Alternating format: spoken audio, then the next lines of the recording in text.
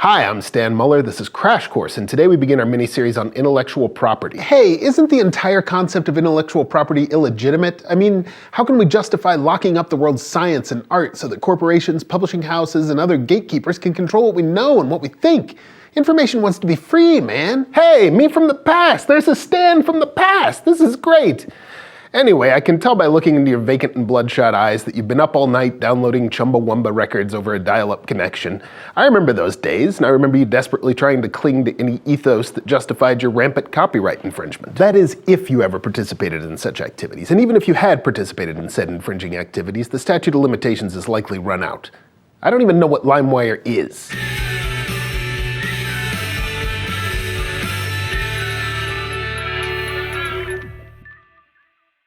I like how this is getting started, because Stan from the past raises some interesting points. There's a good chance that he and a lot of you watching this video might think about aspects of intellectual property as outdated and pretty much irrelevant.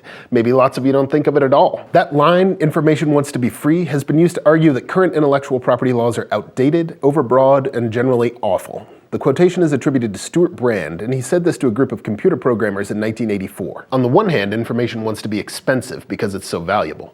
The right information in the right place just changes your life. On the other hand, information wants to be free because the cost of getting it out is getting lower and lower all the time. So you have these two fighting against each other. The full quote, which you hardly ever hear, actually spells out the major tension between intellectual property and technology quite well. And it did it more than 30 years ago, when the digital age was just beginning. As information technology becomes more and more pervasive and important in our day-to-day lives in the information society, information itself becomes exponentially more important and more valuable. Paradoxically, as our information technology improves, and as our computers and connections get better and faster, and sharing becomes easier, we're less able to control the copying and dissemination of this incredibly valuable information. The law of supply and demand pushes down the information's value. This tension is nothing new. Technology, especially in the context of copyright law, has always presented challenges. Socrates, in Plato's Phaedrus, bemoaned the advent of books, arguing that they will implant forgetfulness in human beings' souls. They will cease to exercise memory because they rely on that which is written, calling things to remembrance no longer from within themselves, but by means of external marks. One way that humans have attempted to deal with these new technologies with varying success is by passing laws. The scourge of the piano roll was contemplated in the 1909 Copyright Act, the photocopier in 1976, and the internet was covered in the 1998 Digital Millennium Copyright Act. But we're going to try to avoid the simplified intellectual property versus technology binary. The idea that we have to choose between devaluing the fruits of intellectual talent and labor or devaluing the revolutionary information sharing capacity of our networks is wrong-headed. The more interesting and more difficult question is how we can strike a balance, how we can incentivize and promote this revolution in the way we share information, while at the same time incentivizing and promoting the production of creative works and inventions by having respect for the human beings that actually created them. The difference between today's debates and those that took place 100 years ago is that intellectual property pervades our lives more and more every day. This is especially true for anyone viewing this video.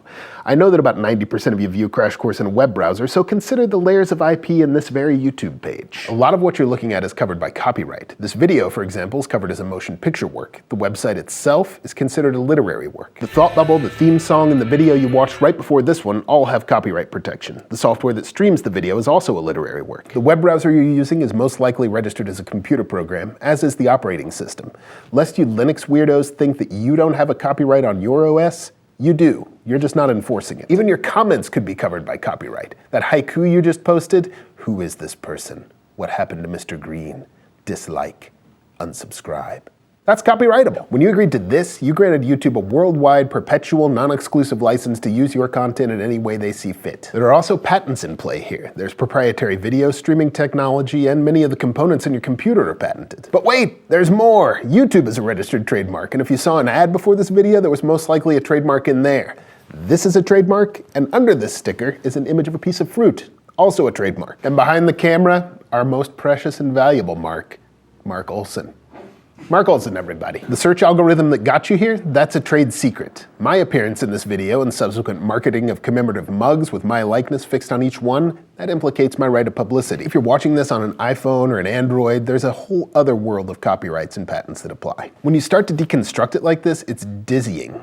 But despite all this complexity, most of the time the system moves along with a fluidity that sometimes makes it easy to put it out of your mind, kind of like the internal functioning of your digestive tract. But it's there, always there, gurgling and churning and functioning. Did anybody order lunch? Now, much of this fluidity and seamlessness is born on the back of hundreds or thousands of lawsuits, many of them against Google, thousands of pages of intricately complex contracts, and hundreds of millions of takedown notices. The point is that none of us, or very few of us, can go about our daily lives without being impacted by intellectual property. It's only when it hits home, like when you receive a cease and desist letter from a trademark attorney for opening a restaurant called Burger Queen, or digital rights management software stops you from listening to your iTunes downloads on your Zune. Maybe your YouTube video gets taken down because of that T-Swizzy song in the background. That's what the kids call Taylor Swift. Maybe you get a letter from your internet service provider informing you that someone using your account has downloaded every episode of Game of Thrones, and that if it keeps up, you may be fined or imprisoned or beheaded. That's when it flares up. Flare up? God, are we still on the digestive tract metaphor? Somebody get me a Tums. Tums, by the way, a registered trademark of the GlaxoSmithKline group of companies. Most of us encounter IP only on its borders. We hear horror stories about the motion picture and recording industries suing grandmothers. We watch those unskippable FBI messages warning us about the consequences of copyright infringement, or we complain about paying thousands of dollars per pill for medicine. We tend to encounter intellectual property law in places where we, as users, are basically being told no. And being told no over and over again is irritating, especially when these no's don't seem to make any sense. And they're really irritating when they come with threats of fines or imprisonment. So in this course, we're going to focus less on enforcement and the no's, and more on the part of intellectual property that often says yes, sometimes, maybe, it is certain, or even ask again later. I'm speaking, of course, of the liquid-filled dye agitator containing a dye having raised indicia on the facets thereof, registered as patent US 3119621, which you might know as the Magic 8 Ball. Before we get too far, we should probably define intellectual property. This is going to get pretty abstract, so let's go to the thought bubble. The theoretical definition of intellectual property would begin by saying that it is non-physical property that stems from, is identified as, and whose value is based on an idea or some ideas. There has to be some element of novelty. The thing that we describe as intellectual property can't be commonplace or generally known in the society where it's created at the time that it becomes property. You can't claim that you invented the wheel or that you wrote Moby Dick. Even though the source material for all IP is social, the inputs are our education, our human interactions, and basically all the sensory data around us that we take in. The thing that we call IP is the product of us putting together all these social inputs into something that we're going to call the idea. Only the concrete, tangible, or physical embodiments of the idea are protected by intellectual property law. The idea has to be fixed into a form and location in which humans have access to it. That could be a novel, or a logo, or a liquid-filled dye agitator containing a dye having raised indicia on the facets thereof. Thanks, Thought Bubble. So, in its purest and best form, IP is the propertization of intellectual effort and talent. In its most corrupt and worst form, intellectual property can be and has been used by the propertied and powerful to protect concentrated markets and broken business models. At its very worst, it can be used as a censorship tool. Intellectual property differs somewhat from real property like cars or houses because it's limited in duration and scope. For example, copyrights last for the life of the author plus 70 years. Copyrighted works can be copied under the fair use exception for certain personal or publicly beneficial uses. Let's say a book reviewer quotes long passages of a novel, then pans the book. It's likely the author of the book wouldn't grant permission for this type of use. But we want to encourage informed public discourse, so there's a good chance it would be found to be a fair use. Patent law has carved out a limited experimental use exception that permits minimal use of a patent for amusement, to satisfy idle curiosity, or for strictly philosophical inquiry. Again, the patent owner probably wouldn't like this, but the law wants to encourage individual tinkering. Both these limitations exist to serve the primary objective of intellectual property.